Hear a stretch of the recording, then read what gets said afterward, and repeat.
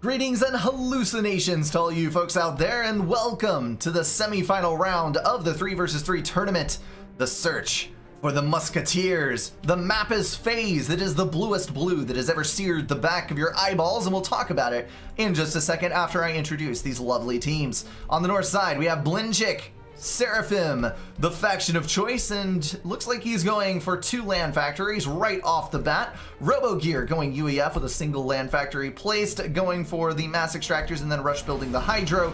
Zlo, a similar story, although his faction is Cybran. For the south side, we've got Blodier as UEF, Taquito as Cybran, both of those guys going first land and rushing the Hydro. Heaven alternating just a little bit, building a couple of power generators with his ACU, and mass extractors with the engineer. Very odd build, although he is kind of incredibly precise with his early build, so he has to have a reason for it. His faction, of course, is Aeon, because you'll never see him playing anything else if he has a choice. And let's talk a little bit about this map.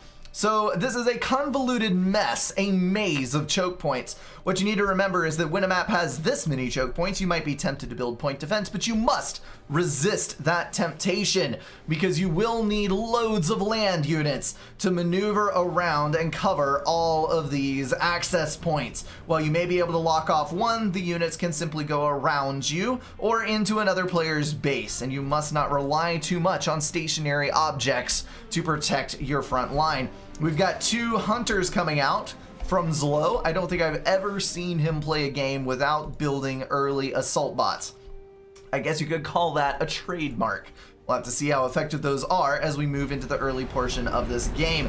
We've got a T2 mass extractor going down before 2 minutes for Blodier. How was he able to feed that? Look at all the reclaim. So the layout of this map is an interesting one. We've got a little bit of reclaim in the bases. This is going to allow you to get yourself off the ground rather quickly, since your selection of mexes is rather sparse in your protected territories. All of the eco that you're going to find is out and about on the map, so map control will be utterly critical. Most of the reclaim is out in the center or away in the expansions, away from the base, but you're just going to have to get a grip on it. You're going to have to get your units out, get that mass reclaimed, get those mass extractors under your control, and hope for the best, and pray that you have enough tanks to hold that front line. Looks like the hunter is going to make it around unchallenged. One was picked up by the ACU there, but this one is definitely going to get at least 1 engineer kill on this hapless bastard trapped on the south side, going for a mass extractor and then a bit of manual reclaim. We'll check the ticker in just a minute to see how much reclaim actually was picked up. RoboGear has got 5 land factories planned, no air in sight. Looks like a total of 5 for Zlo as well, although he does have an air factory. And then Blinchik getting super ambitious with a total of 7 land and 3 air factories. Looks like we've got 100% production planned on the north. On the south, TG Mass Extractor finished, second one begun, 3 land factories already built for Blodier with a 4th planned, no air in sight. Taquito getting 2 land factories, 1 air, and Heaven going for 2 air factories and 5 land.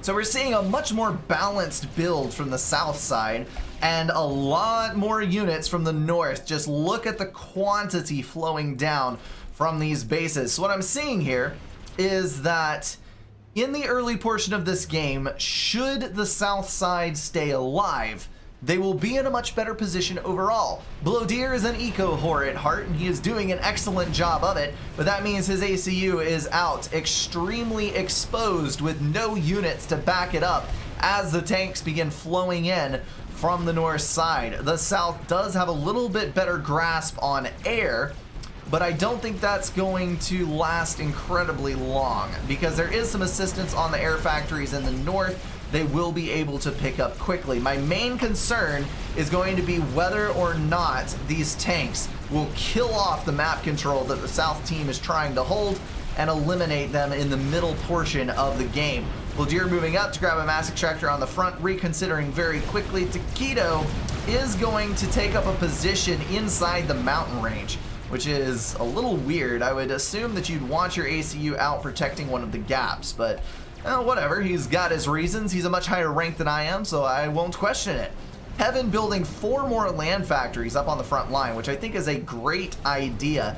He's got his T2 mass extractors finishing off in the home base. He'll have the eco to run those once they're built, and that'll give him plenty of tanks with which to combat the north side's units. Zlo doing much the same, building up a couple of land factories on the front and starting another power generator build. But overall, the number of units on the north is disturbingly high still. Blodier getting a T1 point defense built. I don't know why he started 2 of them, but he is going to move up to the first one that he started constructing. Going to get that down with some wall sections. Blinchik moving into the area, but I think his ACU will be denied. Blodier pulling those units up with him. Got a lot of units from Zlo, so many Mantis. And Taquito looks like he's backing off a little bit to build a mass extractor there, and he does have a land factory out on the center bridge, which is very weird. I like this map. It's got a lot of cool textures to it. Interesting placement of the channels, though. This cross section here, I don't know. That's awfully close to the base. It does heavily discourage point defense building, like I was saying in the beginning. This is turning into a little bit of an odd situation because we've got units on the right in great quantities, units on the left in great quantities, and Taquito is actually moving into the center. This looks like a pincer maneuver if ever I've seen one, and Taquito is not seeing it. Blodier's on the north side trying to cover. He does have a few units at his back, but not nearly as many as Blinchik has. And Taquito is now saying that he's got this, but I don't think that's an accurate statement. He is taking a lot of damage from those tanks. You remember how I always spit out that number, that an ACU is worth about 20 T1 tanks. Well, let's take a look here. We got 21 tanks from red, and we've got 27 Mantis, 5 of them present on the channel there for Zlo, and Zlo's actually packing all of his units in from this direction.